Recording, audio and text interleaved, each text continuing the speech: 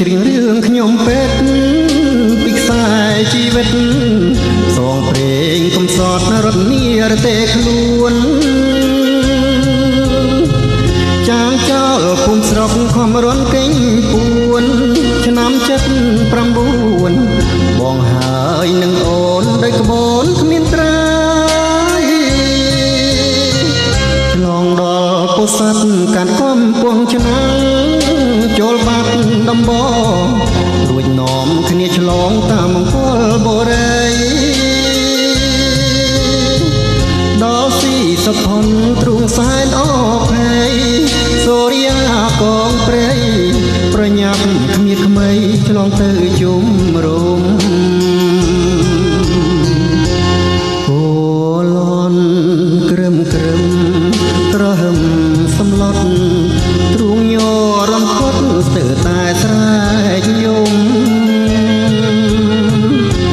វាំងននដើមព្រេចខ្នាយកាយគល់ខ្ទុំមុះសុចប្រគំចម្រៀងរៀបត្រីឆ្លងផុតស្រះកែវកំពុតអ៊ីដាងហេតុតែសំណាងផលបុណ្យបានសាងគួបសំនិស័យបងហើយនឹងអូនរួចផុនទុំភ័យដល់ប្រទេសទី3សាងជីវិតថ្មីដ៏រាបរៀងអើយ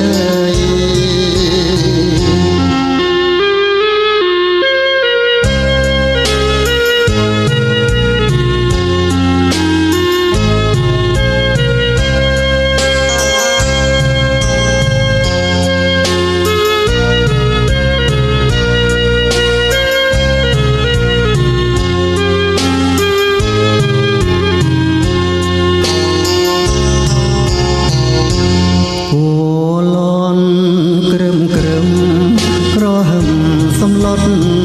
ទ្រូងភ័យរន់ផុតស្ទើរតែស្រែកយំវាំងននដើមព្រេចខ្នាយកាយគល់ខ្ទុំមុះសុចប្រគំចម្រៀងរៀបត្រី